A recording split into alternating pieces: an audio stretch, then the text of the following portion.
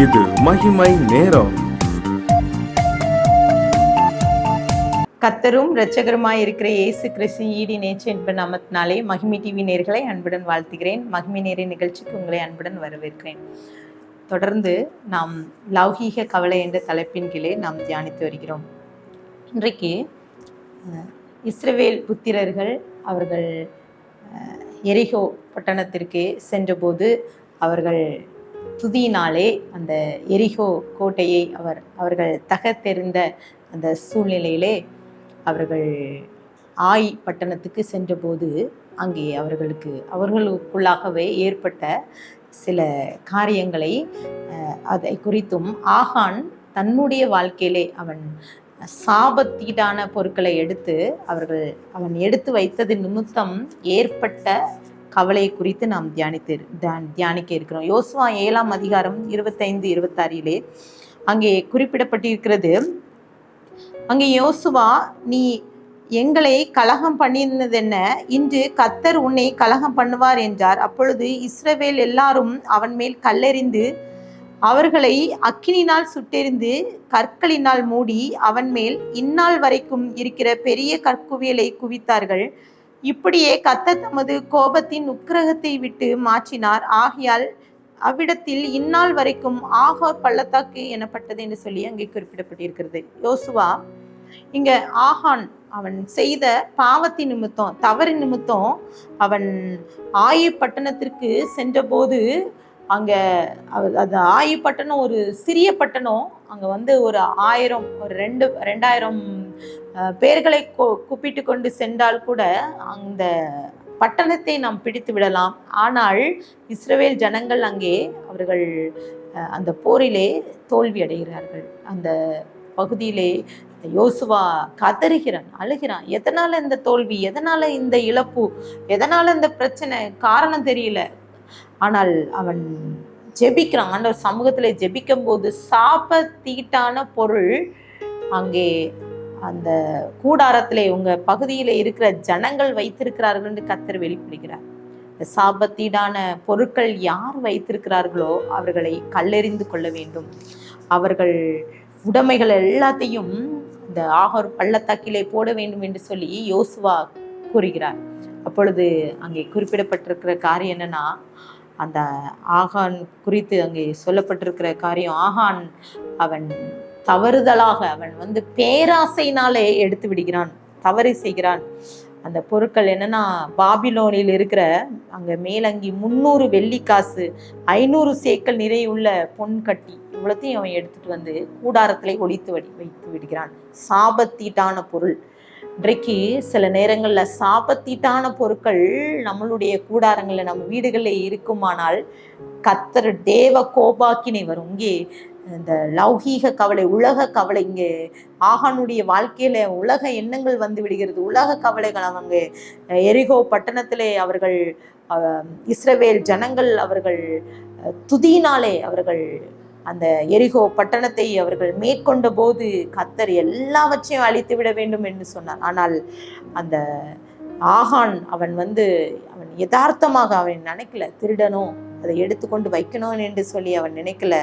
ஆனால் அவனுக்குள்ள வீணான காரியங்கள், அந்த பேராசை விடுகிறது. இன்றைக்கும் இந்த வார்த்தையை கேட்டுக்கொண்டு இருக்கிற நமக்குள்ளாகவே சில நேரங்களில் பேராசை விடுகிறது. ஆசைப்படலாம், சில நேரங்களில் பேராசைப்பட்டு விட்டு தவறான காரியத்துக்கு நாம் இடம் கொடுத்து விடுகிறோம். இங்கே வெற்றி பாருங்க, துதியினாலே வெற்றி. இங்கே எரிகோ கோட்டையை துதியினாலே வெற்றி கொண்ட இஸ்ரவேலர்கள் தோல்வி, ஆயி பட்டணத்துல அவர்கள் தோல்வி அடைகிறாங்க. காரணம் சாபத்தீட்டான பொருள். இன்றைக்கு உலக ஆசீர்வாதங்கள், உலக கவலைகள், உலக எண்ணங்களோடு சென்று கொண்டிருக்கிற நாமும் கூட சில நேரங்களில் வெற்றி, சந்தோஷம், மகிழ்ச்சி வந்த உடனே நாம் ஒருவேளை சில நேரங்களில் சில மனிதர்களை பார்த்தீங்கன்னா தலகால் புரியாமல் பேசி கொண்டிருப்பாங்க. சில நேரங்களில் தோல்வி, தவறுதல்கள், தன்னுடைய வாழ்க்கையில பிரச்சனை வந்துவிட்டு தோல்வி விட்டனால் பாருங்க, அவர்களை கூட நம் பார்க்க முடியாத அளவுக்கு அவர்கள் தன்னுடைய வாழ்க்கையை இழந்து விடுவார்கள். இங்கே பார்த்தீங்கன்னா ஆகான் அவன் ஆசைப்பட்டு எடுத்துட்டான், ஆசைப்பட்டு ஒரு காரியத்துல ஈடுபட்டு விட்டான். ஆனா அவன் வாழ்க்கையில நடந்த பரிதாபமான காரியம் என்னன்னா, அந்த ஆகானுடைய நிலைமை ரொம்ப மோசம். அவன் குடும்பம் அங்க யோசுவா 7ஆம் அதிகாரத்துல அங்க 24 சொல்லப்பட்டிருது. அப்பொழுது யோசுவா இஸ்ரவேலர் எல்லாரோட கூட சேராகின் புத்திரராகிய ஆகானையும் அந்த வெள்ளியையும் சால்வையும்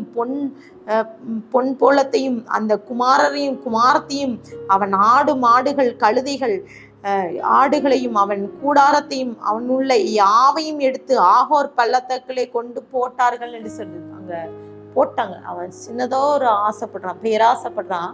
அவன் ஆசைப்பட்ட எல்லாத்தையும் ஆகோர் பள்ளத்தாக்கிலே கொண்டு போடுகிறார்கள். இன்றைக்கும் கூட பரிதாபமான நிலைமையில நம்ம இருக்கிறோம் பாருங்க. பாவம் பார்ப்பதற்கு இன்பமா இருக்கும். ஒருவேளை பேராசையினால பொருளாசையினால சில நேரங்கள்ல சாபத்தீட்டான பொருட்கள் நம்ம வீட்டில் நம்ம சில நேரம் வஞ்சிச்சு விடுவோம். சிலருடைய பொருட்களை எடுத்து விடுவோம்.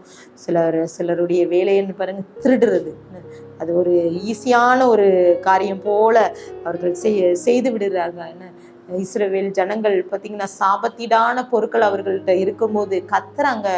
அவர்களை இந்த போரில் அவளுடைய ஆயி பட்டணத்தை அவர்கள் வெற்றி பெறும்படி செய்ய முடியலை. காரணம் பாவம். அந்த நம்ம கூடாரத்துல பாவங்கள் இருக்கும்போது கர்த்தர் நம்ம ஆசீர்வதிக்கவே முடியாது. சில நேரங்கள்ல சில குடும்பங்கள்ல சில சகோதரிகள் சொல்வது உண்டு, எனக்கு எங்க வீட்டுல என்ன தெரியல, ஆசீர்வாதமே இல்லை, பிரச்சனை மேல பிரச்சனை, இழப்புக்கு மேல இழப்புகள் வந்து கொண்டு இருக்கிறது என்று சொல்லி சில நேரங்களில் சொல்வது உண்டு. பாருங்க, சில நேரங்களில் நம்ம வாழ்க்கையில சாபத்தீடான காரியங்கள் நம்ம வீடுகளில் இருக்கும்போது இப்படிப்பட்ட காரியங்கள், கவலைகள், உலக காரியங்கள், சில உலக கவலைகள் நம்மை வஞ்சித்து, பேராசை நம்மை வஞ்சிச்சு விடுகிறது. இன்றைக்கு ஆண்டவர்ட்ட ஒப்பு கொடுத்து ஜெபிக்கலாம். அந்த ஆகானை போல பொருள் ஆசையிலே நாம் சென்று விடாதபடிக்கு ஆண்டவர்ட்ட ஒப்பு கொடுத்து ஜெபிக்கலாமா?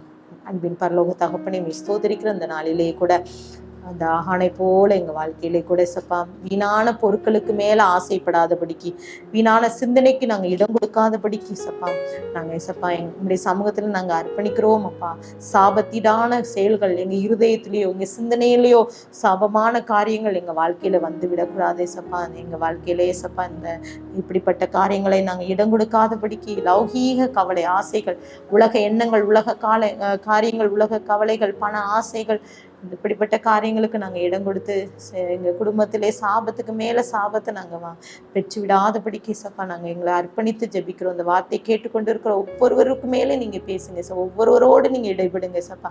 எங்கள் வாழ்க்கையிலே கூட நாங்கள் தவறுதலாக நாங்கள் ஏதாவது சாபத்தீடான பொருட்கள் எங்கள் வீட்டில் இருந்திருந்தா நாங்கள் அதை சப்பா நாங்கள் தூக்கி எரிந்து விடப்படி சப்பா எங்கள் வாழ்க்கையில விட்டு அகற்றும்படியாக நாங்கள் சப்பா அர்ப்பணித்து ஜெபிக்கிறோம். எங்கள் வாழ்க்கையில் அற்புதம் செய்யுங்க சப்பா. இதே போல் அநேக காரியங்கள், உலக கவலைகளை குறித்து, பணத்தை குறித்து, வேலையை குறித்து, குடும்பத்தை குறித்து, எல்லா காரியத்தை குறித்து நாங்கள் சப்பா கவலையோடு இருக்கிறோம். அந்த கவலையோடு இருக்கிற ஒவ்வொருவரையும் நாங்கள் அர்ப்பணித்து ஜெபிக்கிறோம். எங்களுக்குள்ள இருக்கிற அந்த உலக கவலையிலேருந்து விடுதலை, ஆவிக்கூறிய கவலைகளை, ஆவிக்கூறிய வளர்ச்சி அடையும்படி நாங்கள் சப்பா நம்முடைய சமூகத்தில் கேட்குறோம். இந்த வார்த்தையை கேட்டுக்கொண்டு இருக்கிற ஒவ்வொருவர் மேலும் நம்முடைய வல்லமை பாய்ந்து செல்லட்டும். நம்முடைய வார்த்தையை நாங்கள் பெற்றுக்கிட்டோம். உங்களுக்கு சாட்சியாக ஜீவிக்க கிருபித்தாங்க. துதிகன மகிமை மக்கள் அடிக்கிறோம். மீப்பெரும் முழக்கை கிருப்பிதாவே, ஆமென்.